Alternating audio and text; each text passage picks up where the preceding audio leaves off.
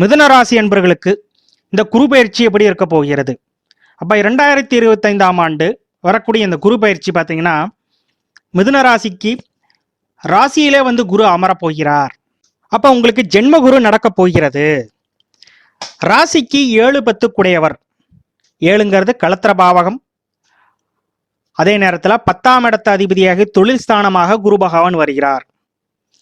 அப்போ 7-10 குடையவர் ராசியிலே அமரும் போது என்ன மாதிரி மாற்றங்களை இந்த 2025ஆம் ஆண்டு ஏற்படுத்த போகிறார்? அதாவது 12 ராசிகளில் கொஞ்சம் புத்திசாலித்தனத்தை அதிக பயன்படுத்தக்கூடிய ராசி அப்படின்னா மிதுன ராசி என்பர்கள். ஏன்னா இது காற்று ராசியை வருது. ராசிநாதனாகிய புதனா வரார். சமயோஜித புத்தி உள்ள ராசி என்பர்கள். எந்த நேரத்தில் எதை பயன்படுத்தணும், எந்த நேரத்தில் எதை பயன்படுத்தக்கூடாது அப்படிங்கிற ஒரு அறிவு இந்த மிதுன ராசி என்பர்களுக்கு இருக்கும்.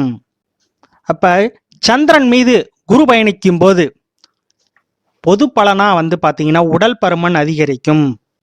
ஒரு பொருளாதாரத்தை குறிக்கக்கூடிய கிரகமா குரு பகவான் வருகிறார். பெரும்பணத்தை குறிக்கக்கூடிய கிரகம் குரு பகவான் தான். சமுதாய கௌரவத்தை எடுத்து கொடுக்கக்கூடிய கிரகம் குரு பகவான் தான். அந்த கிரகம் ராசியில அமரும் போது உங்களுக்கு பொருளாதாரம் சற்று சிறப்பாக இருக்க போகிறது. 10ஆம் வீட்டு அதிபதி ராசியிலே. அப்ப தொழில் பெற்ற சிந்தனை உங்களுக்கு உண்டு. வேலையில இடமாற்றம் எதிர்பார்த்தீங்க அப்படின்னா இப்ப குரு பயிற்சிக்கு அப்புறம் மிருகஷீரிடம் நட்சத்திரத்துல குரு பகவான் பயணிப்பார். அப்ப செவ்வாயோட நட்சத்திரத்துல பயணிக்கும் போது உங்களுக்கு நீண்ட நாட்களாக ப்ரொமோஷன் எதுவும் தடைபட்டு கொண்டிருந்தால் அந்த ப்ரொமோஷன் உங்களை தேடி வரும். பொருளாதாரம் மிகச்சிறப்பாக இருக்கும். ஆனால் என்னன்னா ஜென்மகுரு சில நெருக்கடிகளையும் அவ்வப்போது சில அவமானங்களையும் ஏற்படுத்தும். குரு பகவான் தான் பெரியோர்களை குறிக்கக்கூடிய கிரகம்.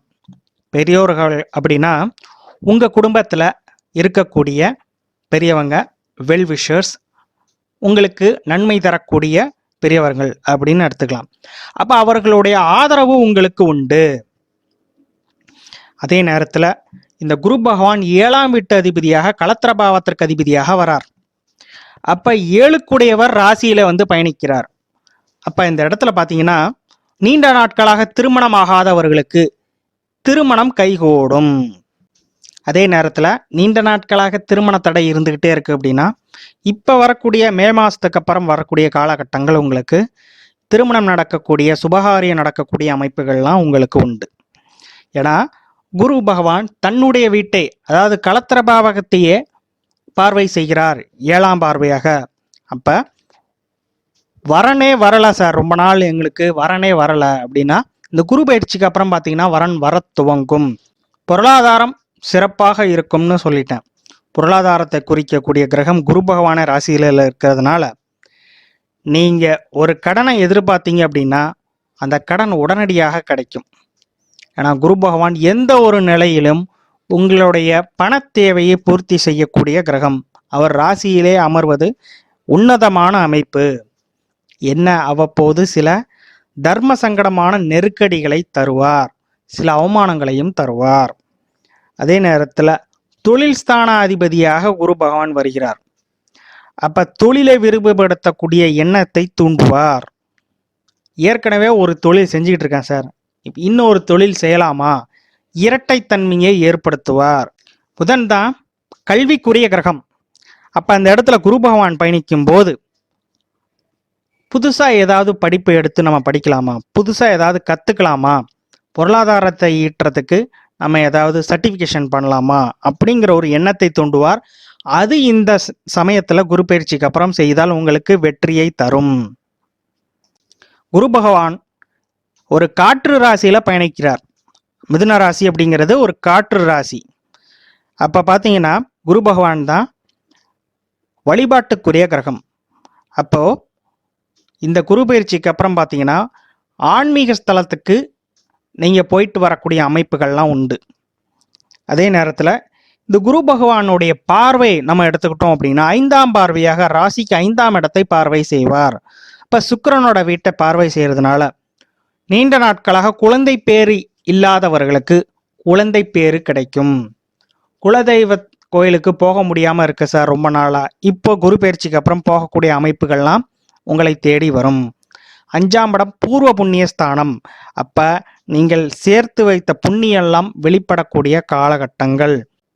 5ஆம் இடம் புத்திரஸ்தானம். அப்போ புத்திரக்காரகன் 5ஆம் இடத்தை பார்க்குறார். அப்போ உங்கள் பிள்ளைகளுக்கு நீங்கள் செலவு செய்யக்கூடிய அமைப்புகள்லாம் உண்டு. பிள்ளைகளுக்கு என்ன சார் செலவு செய்வீங்க? நகை நட்டு வாங்கக்கூடிய அமைப்புகள். நீங்கள் பெரியவங்களாக இருந்தீங்கன்னா உங்களுடைய பிள்ளைகளுக்கு சுபகாரியம் எடுத்து நடத்தக்கூடிய அமைப்புகள். அதே நேரத்தில் இந்த குரு பகவானுடைய பார்வை 9ஆம் பார்வையாக கும்ப வீட்டை பார்க்குறார். கும்ப வீடு ஒரு காற்று ராசி, பகுதி ஜலராசி அப்படின்னு நம்ம எடுத்துக்கலாம். அப்போ 9ஆம் இடத்தை குரு பார்க்கறதுனால நீண்ட தூர பயணம் ஏற்படும். வெளிநாடு செல்ல முயற்சி செஞ்சுக்கிட்டு இருக்கீங்க அப்படின்னா உங்களுக்கு அந்த வாய்ப்பு இப்போது தேடி வரும். குரு பயிற்சிக்கு அப்புறம் தந்தையால் உங்களுக்கு அனுகூலம் உண்டு. பெரியோர்களால் உங்களுக்கு நன்மை அதிகம். 10ஆம் இடத்த அதிபதி ராசியில் இருக்கும்போது புதிதாக தொழில் துவங்கக்கூடிய அமைப்புகள்லாம் உண்டு. தொழிலை நீங்கள் விருப்பப்படுத்தலாம். அப்போ உபஜயஸ்தானத்தில் சனி பகவான் மீன ராசியில் சஞ்சரித்து பயணிக்க போகிறார்.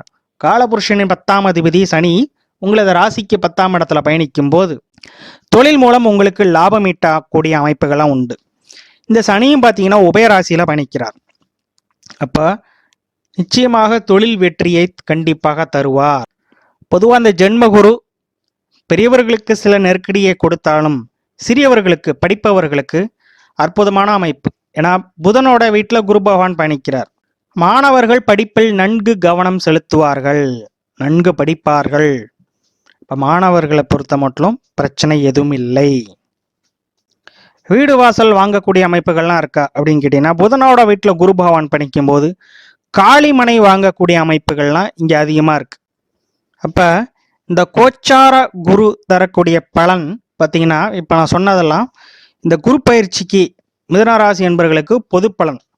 அப்போ உங்களுடைய ராசியில் சந்திரனோட எந்த கிரகம் சேர்ந்திருக்கு, சந்திரனை எந்த கிரகம் பார்க்குது, ராசியிலே எத்தனை கிரகங்கள் கூடியிருக்கு அப்படிங்கிறத பொறுத்து, மேலும் உங்களுடைய சுய ஜாதகத்தில் மிதுன ராசியில் என்ன கிரகம் இருக்குது அதை பொறுத்தும் பலன் மாறும். ஆக இந்த மிதுன ராசியை பொறுத்த மட்டும் இந்த குரு பயிற்சியில் நன்மையும் தீமையும் கலப்பு பலன்களாக இருக்கும் என்று கூறி விடைபெறுகிறேன். நன்றி, வணக்கம்.